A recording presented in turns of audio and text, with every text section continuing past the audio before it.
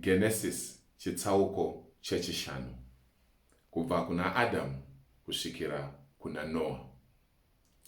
Iyi ndiyo rondedzero yakanyorwa yorudzi rwaAdamu. Mwari paakasika munhu akamuita nomufananidzo waMwari.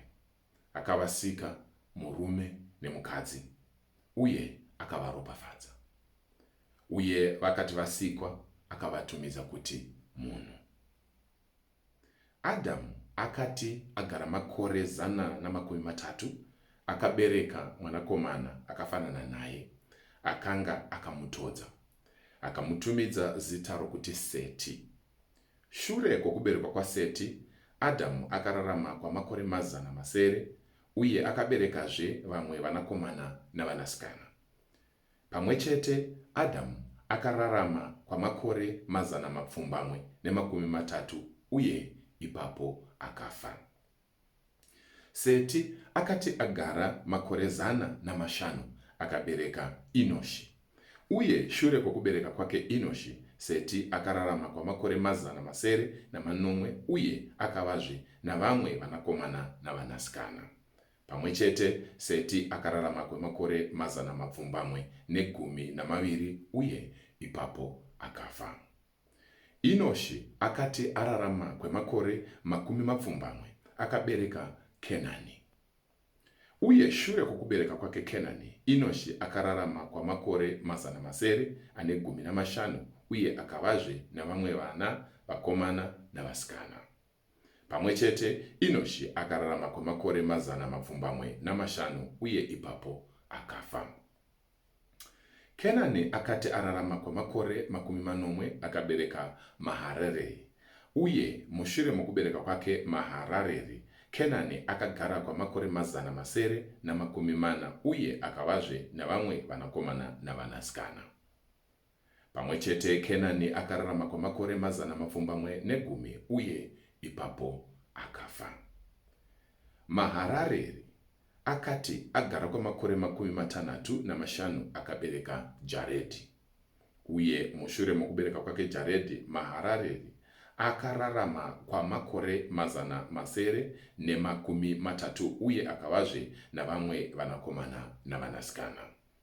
Pamwechete Maharareri akararama kwamakore 125 uye ipapo akafa. Jaredhi akati ararama kwamakore 162 akabereka Inoki. Uye mushure mokubereka kwake Inoki, Jaredhi akararama kwamakore 100 akavazve navamwe vanakomana navanasikana. Pamwechete Jaredhi akararama kwamakore 262 uye ipapo akafa. Inoki akati ararama kwamakore 65 akabereka Metusera.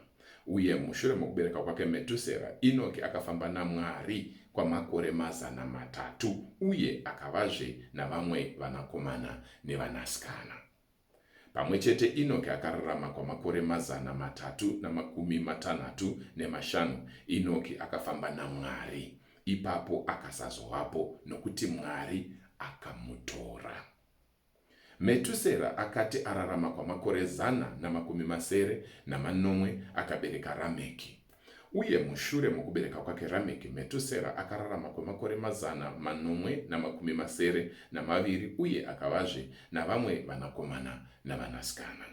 Pamwechete Metusera akararama kwamakore 250 uye ipapo akafa.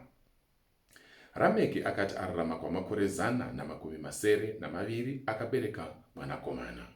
Akamutumidza zita rokuti Noa. Uye akati, achativaraidza pabasa uye napakurwadziwa kwokubata kwamaoko edu zvinobva pavhu rakatukwa naJehovha. Mushure mokuberekwa kwaNoa, Rameki akararama kwemakore 525 uye akavazve navamwe vanakomana navanasikana. Pamwechete Rameki akararama kwamakore 480 uye ipapo akafa. Mushure mokunge Noa ava namakore okuberekwa 500 akabereka Shemu, Hamu naJafeti. Uku ndiko kupera kwechitsauko chechishanu chaGenesisi. Ndinokutendai nekuteerera. Mwari akukomborerei. Ndini wenyu Wilbert Mutoko. Ndokumbirawo kuti musheye soko raMwari nevamwe vakawanda uye musiye comment. Mazvita. Ndatenda.